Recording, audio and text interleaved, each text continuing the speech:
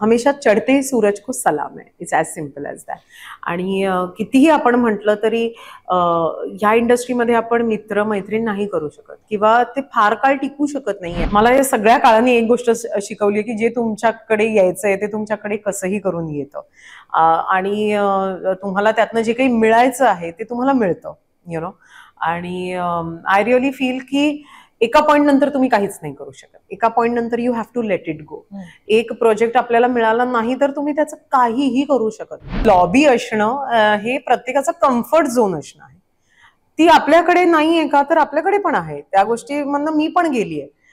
ती आपल्या इकडे फक्त ती खूप अशी खूप त्याच्याबद्दल नेगेटिव्हली बोललं जात नाही कारण आपण सगळेच खूप यु नो एक हातचं राखून बोलतो. माझं कॉम्पिटिशन काही जान्हवी कपूर किंवा असं कोणीच नाहीये. माझं कॉम्पिटिशन मला जे म्हणायचं किंवा मला एक अभिनेत्री म्हणून जे करायचंय ते मला माझ्यासाठी करायचंय. मला कोणाला तरी दाखवण्यासाठी काही करायचं नाही. मी मुकेशला सांगितलं मला ह्याच्यासाठी ऑडिशन करायचंय. मी मागून घेतलं ते ऑडिशन.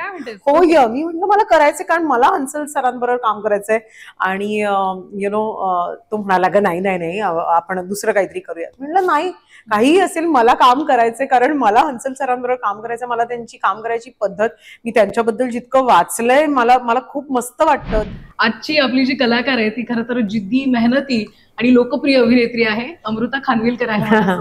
खूप खूप स्वागत आहे अमृता. थँक्यू प्रेरणा. आणि तू उंच भरारी घेतेस विविध गोष्टी करतेस पण या सगळ्यात बघितलं तर वाजले की 12 असेल जेव्हा आपण युट्यूबवर बघतो ना त्याचे व्ह्यूज बघ आणि आता चंद्रा मला वाटतं 240 मिलियनच्या वर काहीतरी पार झालेलं आहे आणि चंद्रा इतकं लोकप्रिय आहे. हे कसं बघते हे ट्रान्झिशन फ्रॉम वाजले की? खरं सांगायचं तर ते सगळं टीम एफर्ट आहे. एकतर मी एकटीने काहीच केलं नाहीये. कारण चंद्रमुखी हा चित्रपट जरी माझ्यापासून सुरू झाला असेल तरी अर्थात त्याला इतक्या कमालीच्या लोकांचा हातभार आहे. मग ते अजय अतुल असू देत किंवा प्रसाद असू देत अक्षय असू देत. सो मला या गोष्टीचा आनंद आहे की असं काहीतरी आम्ही विचार करायचं म्हटलं आणि तो विचार मार्गी लागला आणि लोकांनी ते गाणं उचलून धरलं आणि बस अजून काय. I feel blessed. I feel grateful. That's it. पण तुझ्या नृत्याचं तुझ्या कामाचं सगळे कौतुक करत असतात. चाहते असतील मित्रमंडळी कुटुंब असेल पण अमृताला स्वतःबद्दल काय वाटतं की ही गोष्ट जी आहे ना ती मला स्वतःमधली प्रचंड आवडते अशी कोणती गोष्ट आहे? जिद्द आणि सतत शिकायची. मी असं म्हणेन की म्हणजे जिद्द शिकायची जिद्द आणि काही येत नाही म्हणून आपण ते सोडून द्यायचं असं नसतं. मला तर ते मग अजून करायचं असतं. सो मला असं वाटतं की एक ऑनेस्टी आणि जिद्द जी आहे माझ्यात ती मला खूप आवडते. नक्कीच. आजचं निमित्त खास आहे. लुटेरेच्या निमित्तानं आपण भेटतोय कारण हिंदीतलं बऱ्याच वर्षानंतर तू काहीतरी करतेस त्यामुळे आमची उत्सुकता होती. काय रिस्पॉन्स आहे टीजर आउट झाल्यानंतर तुला? यार मजा आहे कारण एकतर हंसल मेहता जय मेहता ड्रीम टीम आहे काम करणं. म्हणजे मी तुला सांगते किस्सा की मुकेश छाबराकडे मी ऑडिशनसाठी गेले होते एका वेगळ्याच गोष्टीसाठी आणि मला अशी एक कुजबूज चालू होती तिकडे की हंसल मेहताची इंटरनॅशनल सिरीज येते कास्टिंग चालू आहे वगैरे. मी मुकेशला सांगितलं मला ह्याच्यासाठी ऑडिशन करायचंय. मी मागून घेतलं ते ऑडिशन. हो मी म्हटलं मला करायचंय कारण मला हंसल सरांबरोबर काम करायचंय. आणि यु नो तो म्हणाला ग नाही आपण दुसरं काहीतरी करूया. म्हटलं नाही काहीही असेल मला काम करायचंय कारण मला हंसल सरांबरोबर काम करायचं. मला त्यांची काम करायची पद्धत मी त्यांच्याबद्दल जितकं वाचलंय मला खूप मस्त वाटतं ते व्यक्तिमत्व आणि मला करायचंय म्हणून. आणि मग मी असं हट्टाने एक ऑडिशन दिलं आणि ते ऑडिशन जयला खूप आवडलं. त्यांचा मुलगा आहे जो डिरेक्टर आहे ह्याच्यात आणि जयनी ह्याच्या आधी त्यांच्याबरोबर अनेक फिल्म्स प्रोड्यूस केल्या होत्या पण डिरेक्टर म्हणून तो पहिल्यांदाच असं काहीतरी करतोय. आणि साऊथ आफ्रिकेत ह्याचं शूटिंग झालं. साधारण एक माझ्या आधी एक 6-1 महिने लोक तिकडे जाऊन वेगळं शूटिंग करत होते त्यांचं आणि मी 2-2.5 महिने म्हणजे अगदी चंद्रमुखीचं प्रमोशन सुरू व्हायच्या आधी मी जानेवारी फेब्रुवारी मध्ये मी त्यांच्याबरोबर शूटिंग करत होते. एप्रिलमध्ये चंद्रमुखी येणार होता.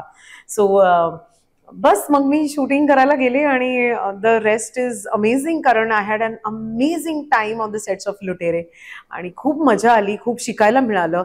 एक यु नो एक वडील आणि त्यांचा मुलगा ज्या प्रकारच्या अप्रोचने ते लुटेरे शूट करत होते म्हणजे इतके प्रॉब्लेम झाले प्रेरणा. इतक्या सगळ्या गोष्टी घडत होत्या कारण लॉकडाऊन नंतरचा हा काळ होता.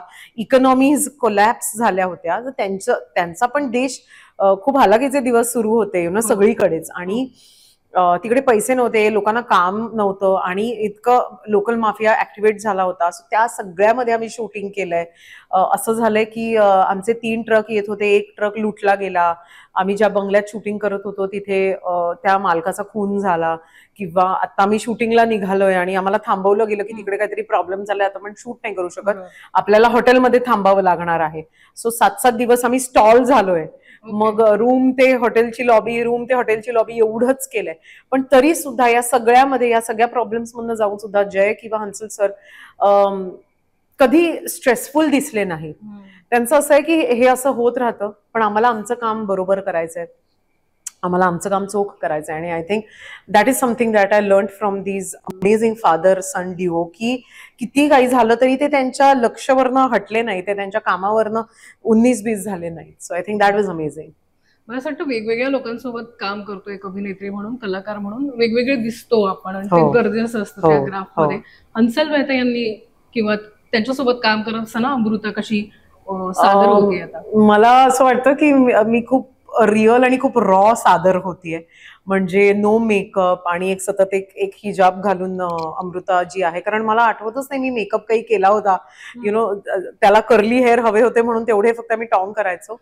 पण अदरवाईज म्हणजे मी तुला सांगते, आता मी हा सीन करतोय, आता या सीनच्या आसपास कोणीच नाहीये आणि अचानक एक साधारण 200-300 आफ्रिकन लोक तुम्हाला दिसत आहेत आणि तुम्ही त्याला हटायला नाही लावू शकत की आता आमची ही कंटिन्युटी आहे तर आता मला नाही, तुम्हाला तो शॉट परत घ्यावा लागतो, कारण ते हटत नाहीत तिकडून.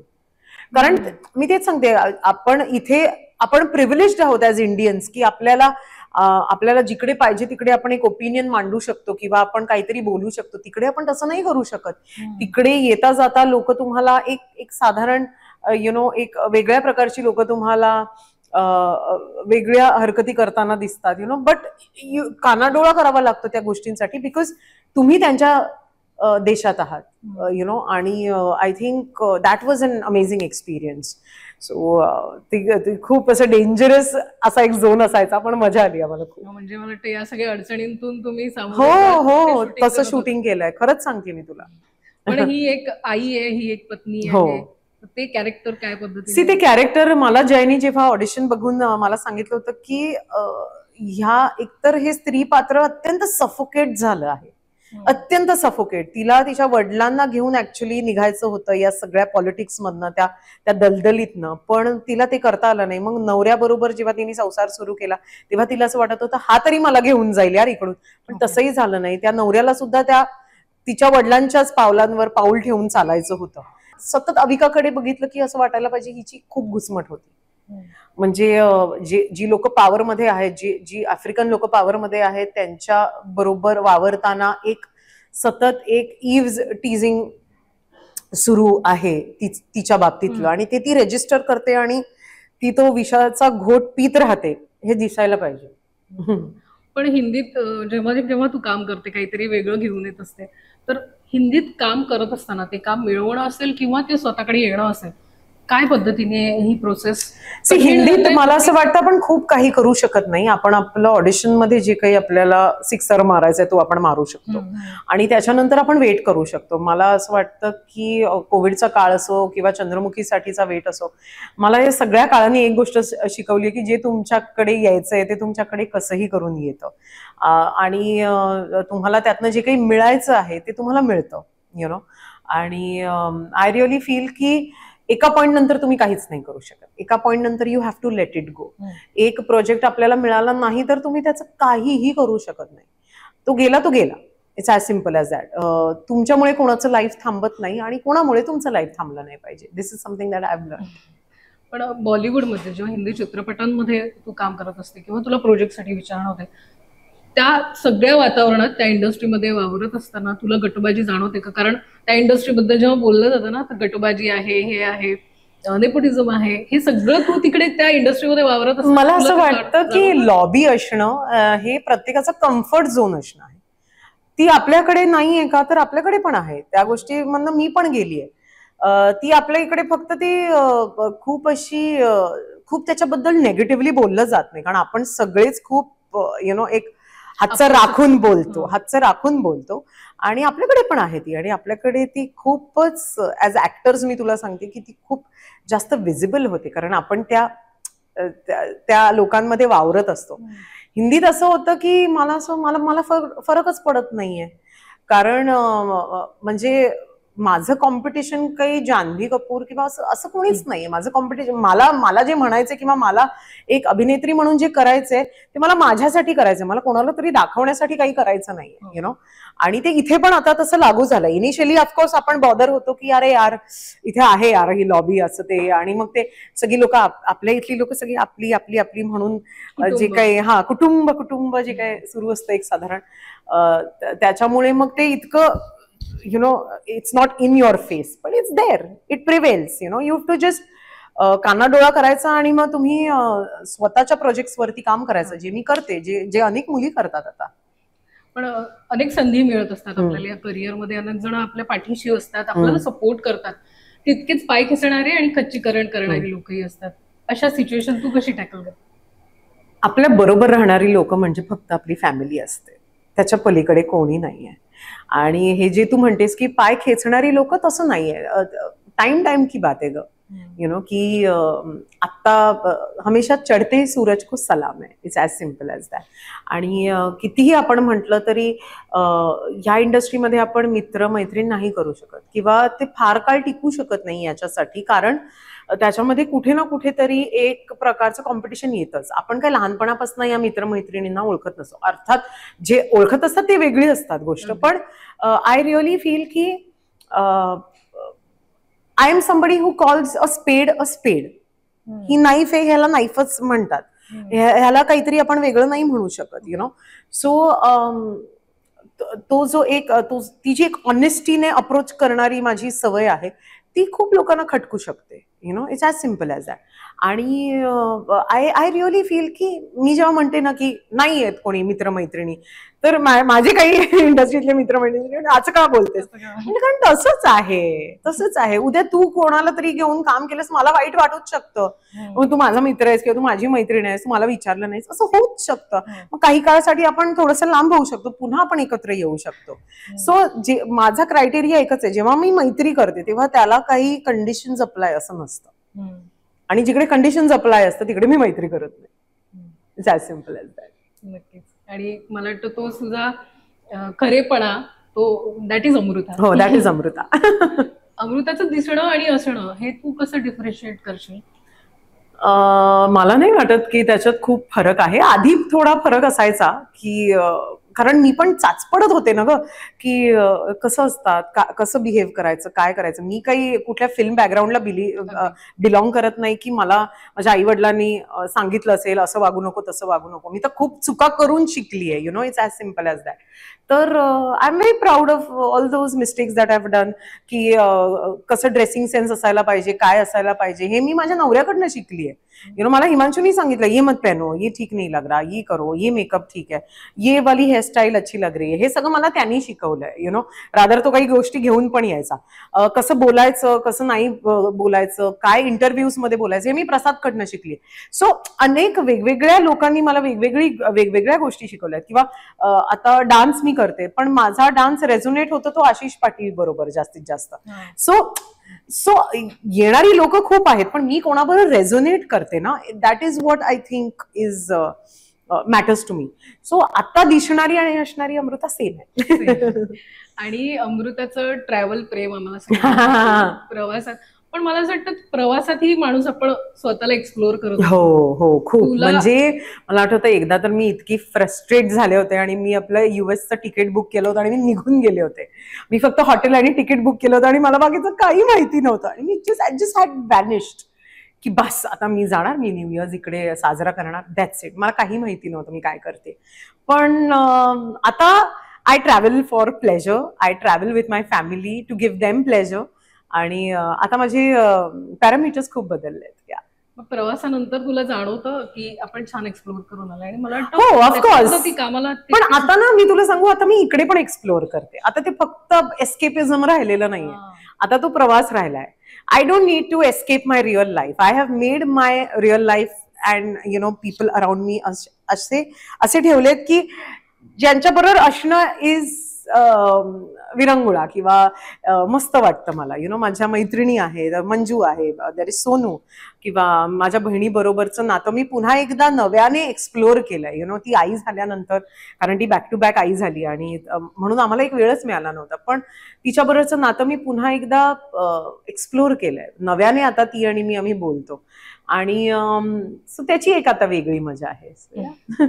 अमृताला कोणकोणत्या गोष्टींमधनं आनंद मिळतो? कोणकोणत्या गोष्टींमधनं आनंद मिळतो? माझ्या मैत्रिणींबरोबर फालतूगिरी करण्यात मला खूप आनंद मिळतो. मला माझ्या फॅमिली बरोबर ट्रॅव्हल करण्यात खूप आनंद मिळतो. मला माझी भाची आणि माझा भाचा आहे त्यांच्याबरोबर टाइम स्पेंड करण्यात खूपच आनंद मिळतो. मला वर्कशॉप्स करण्यात आनंद मिळतो. त्याच्यानंतर कामाबद्दल वाचायला, ज्याच्यामुळे माझं काम नीट होईल, अजून चांगलं होईल, त्या गोष्टी करायला मला खूप आनंद मिळतो. तू सिरीज मध्ये झळकतेस, पण बॅक टू बॅक असे काही वर्ष तू हिंदी रियालिटी शोज मध्ये घासत होते.